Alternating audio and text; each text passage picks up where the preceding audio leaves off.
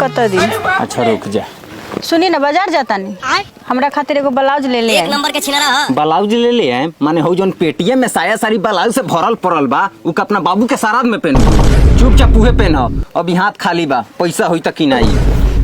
पैसा होई त किनाई हमरा अभी किनाई। हम ही कहनी कि आवा हमरा चोली से लटक के झुलुआ झुल जा हमरा अनार लेखा सामान के मलपुआ बना देले बानी। रे छिनारी अब अपना भतार के अपना साथ मौजो मारे से रोकबे कहीं दूसरा से पाल खाए के विचार तो नहीं छन तोर। मार चोली के बोली बंद कर दे। हम बियाह क के का तोरा घर में आ गईनी दिन भर में 4 बार हमरा पर चढ़बा शरीरियों पर ध्यान देल कर दिन पर दिन लाड़ में मिलल जाता। ये लाड़ में मिली चाहे गाड़ में मिली रोमांस करना थोड़े छोड़ेंगे हम अपने सेक्सुअल लड़का हैं। ए सेक्सुअल के लड़का हो चाहे सुगर के लड़का हो एकर मतलब दिन रात हमरे दूध में मुंह लगाइबे। घर में एगो गाय लगड़ बा ओकर दूधवा नइखे घोटात मौगा कहीं के। आई के 14 मामो तेरा बहन के 14 महावीर वाला तेरा मैया के 14 वाला काथी पियावे के बात होता रे। तोरा के त बाजार ला भेजनी है जाए खाती त मेहरारू में सट के कुचिर बुचिर कइले बा। ए मर्दे ना बुझाए त नानू बोले के चाहिए जा यहाँ से सेक्सुअल बात चलता का सेक्स वाला बात होता। रउआ साफा दिनों पर दिनों भरुआ बनल जाता निका आ ये सब बात का जरूरत रहला बाबूजी के सामने कहला। माने हम भरुआ भइल जाता नहीं वो मर्दवा के बोली नहीं खा सुनत तोरा के चोली कचिए लियावे के कहता आ तोरो तो मजे आवता चोरनिया मुस्की छटता रे। सुनी ना हम ओ में के औरत है कि रउआ से शौक ना पूरी तो दूसरों पर रहे के हाल जाने नहीं चाहे बाबूजी काहे न हो। बाग सरवा ते ही ढुक रहो हमारा गुफा के शौक नहीं खे बहुत जवानी में कोई नहीं। रोक जा तनी बाजार सब सिंगार के सामान लिया ऊपर से दवाई खा के चार से बेसी चाहते ए जाई कहां तले छोड़ देवे नहीं बिना कोइले एगो खेला था।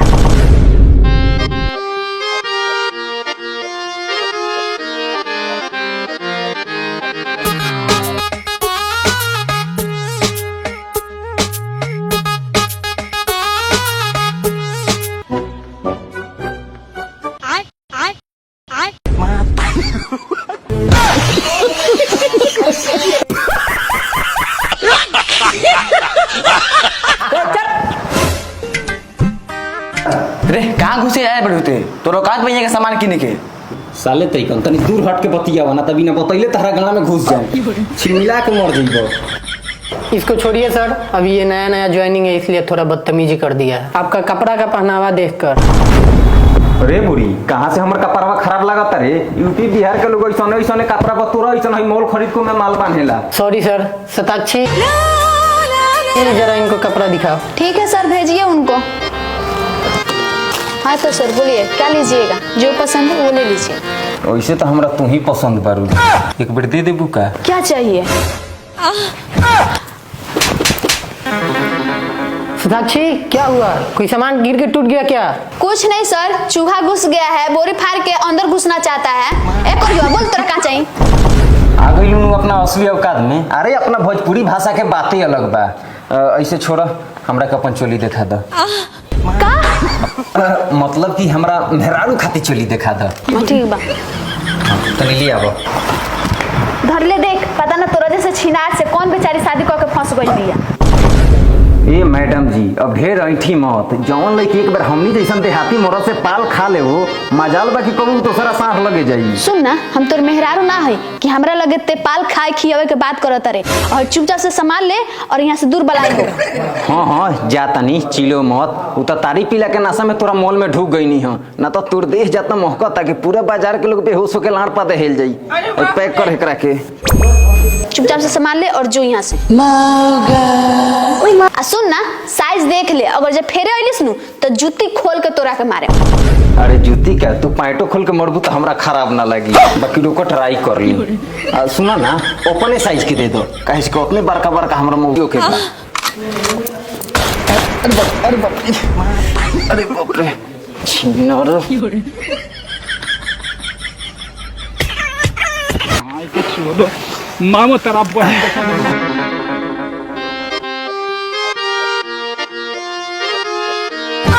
मालिक ये तो चुमा ले लॉक जल्दी आई। हे कौन किसको चुमा ले लिया अरे मालिक हई हे हवा हे छौड़ी के चुमा लेत लो हता ले हम देख लेनी हो मर्द बिजनेस में बढ़िया आदमी के खार करावल जाला हे कनी नियर छिनर छिनरी के ना समझाओ मर्द देखनी के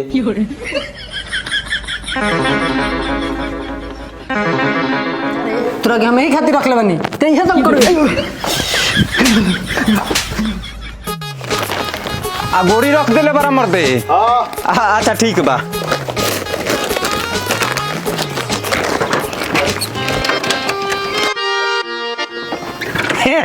दामाद जी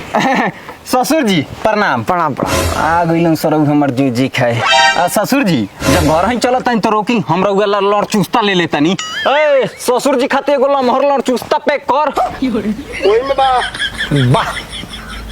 दामाद हो के त हमार रउआ इज्जत आ हमरा ओते देरी ना भइल रउआ खसी के लड़ चुस्ता हमरा खातिर तैयार करा देनी हां रुकी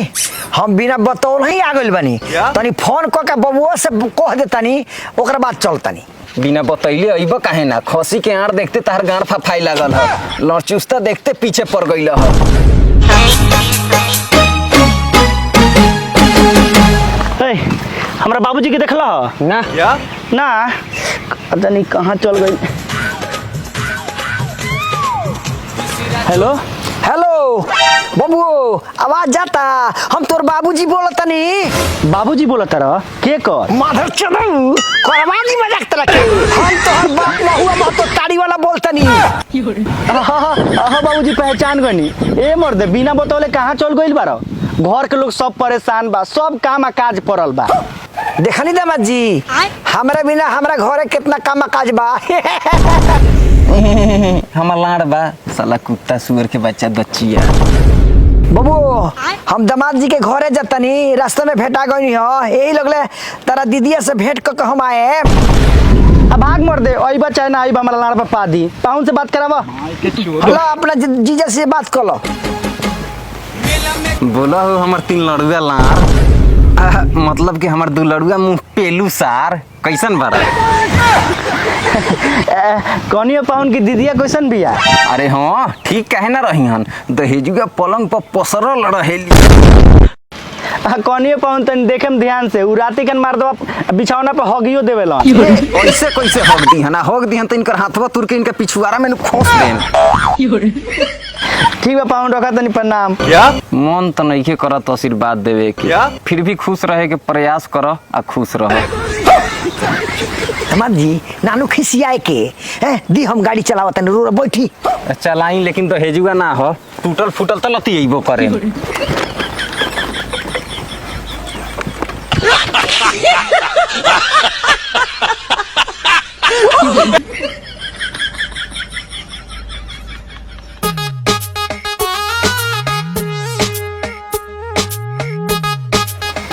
बबुआ जी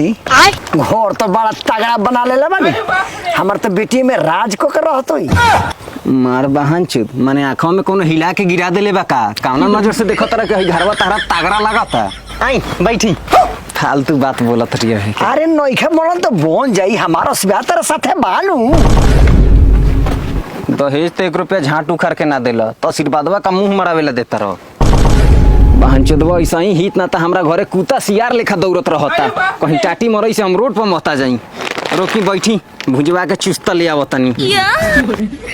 तनी बबुनिया के भेजब दामाद जी ए केने बारे रे निकल बहरी तोर बाप सरवाइल बा सुअर जैसन मुंह लेके खसी के मीट देखते पीछे पड़ गलौ हो ई ससुर के रहन हो आवतिया नहाए बैठल बियली आई त दे देम बनवावेला हम ताले रउआ खातिर नाश्ता लेके आवतनी